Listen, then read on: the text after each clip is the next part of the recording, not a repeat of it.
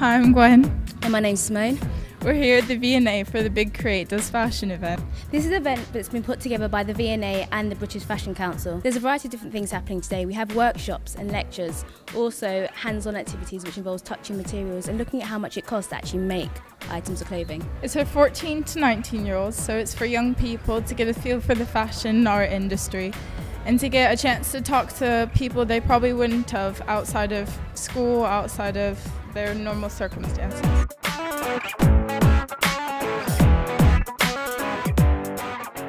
I think the most important thing when you want to become you'd need to do to become a fashion designer would really be have a passion and have a drive.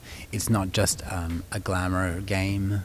It's really, you have to be very focused, very hardworking, and really passionate about it.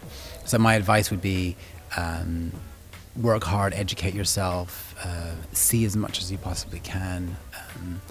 Yeah, but most importantly, work hard. So, in your opinion, how easy is it to make it into the fashion industry? I don't think it's easy at all. I think also every designer who's working in the industry realizes that, you have 6 months to basically prove yourself once again.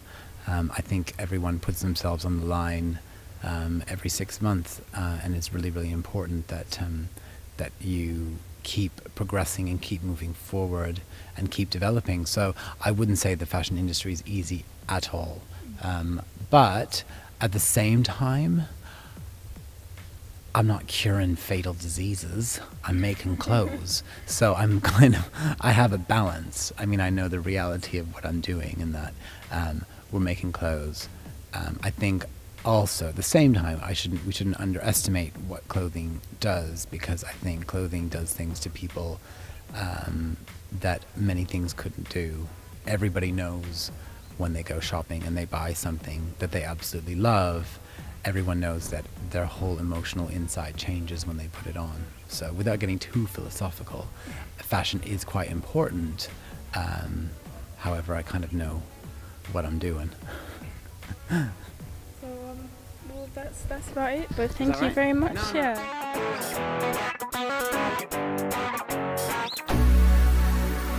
Can you tell us just a little bit about this? About FAD. Yes. FAD is a charity, so it kind of helps students at school to get into fashion, and the project that I'm part of was for 16 to 19-year-olds, so A-level standard, and you basically enroll through your school, and then you have like a 10-week course on Saturdays, and you like make your designs, and you do loads of pattern cutting, learning how to sew, screen printing, and then it goes into this kind of jury day where they pick 23 finalists out of 130 students, and those 23 finalists will go to summer school at Central St. Martin's, make their outfit in 5 days, and then gets shown on the Fashion Scout catwalk during London Fashion Week, and then there's an overall winner, and yeah.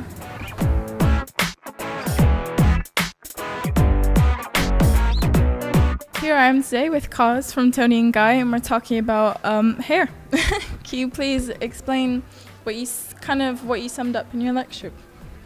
Well, we were talking about hair and how important hair is in terms of a fashion accessory. How important it is to, if you get the hair right, so it goes with the complete image. It's as important as having the right handbag, sunglasses, pair of shoes. The only thing is that you've got to get it right, because you can't just whack it in the back of the wardrobe if you don't like it anymore. And also how important fashion is to hair, because it's where we get our inspiration from. And at London Fashion Week, it's where we can incorporate our ideas with young up-and-coming British designers and see the first stages and the rawness of their designs, and adapt our hair to that as well. Have you been enjoying yourself? Yeah, it's been great today. It's been really nice, interacting with all the guys that came to watch the seminar, and it's been a good day. It's been fun. Good. Thank you.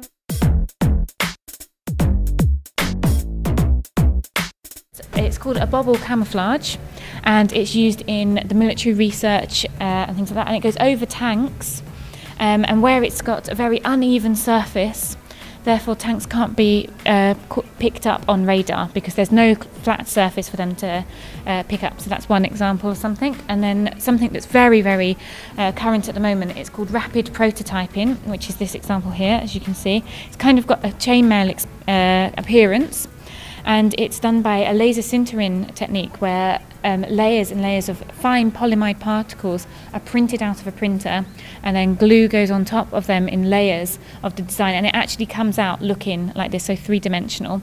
And the thought of the future is that maybe we all might have a printer that can print 3D, and we will just print out our clothes rather than go to the shops and buy them. So quite exciting.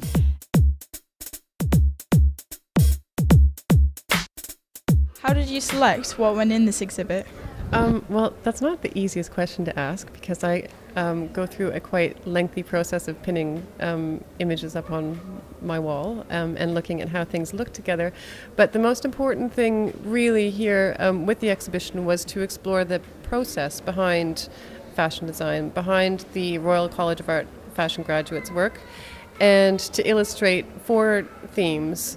Concept, so I chose objects and garments that illustrated concept or ideas behind the work.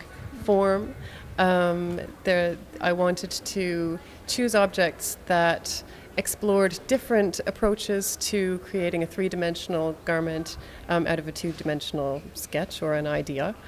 I wanted to choose garments that illustrated a variety of working techniques and areas of expertise such as printing, knitting, bonding, and pattern cutting techniques.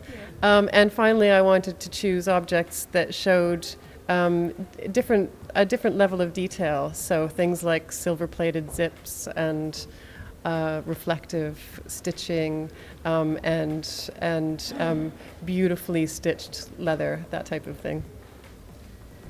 Thank you very much. What can you say about what we've learned? We've learned so much. We've seen so many different amazing people. We've been to workshops looking at different materials, looking at people designing things and the background to how you can design things, and the long process that goes into it.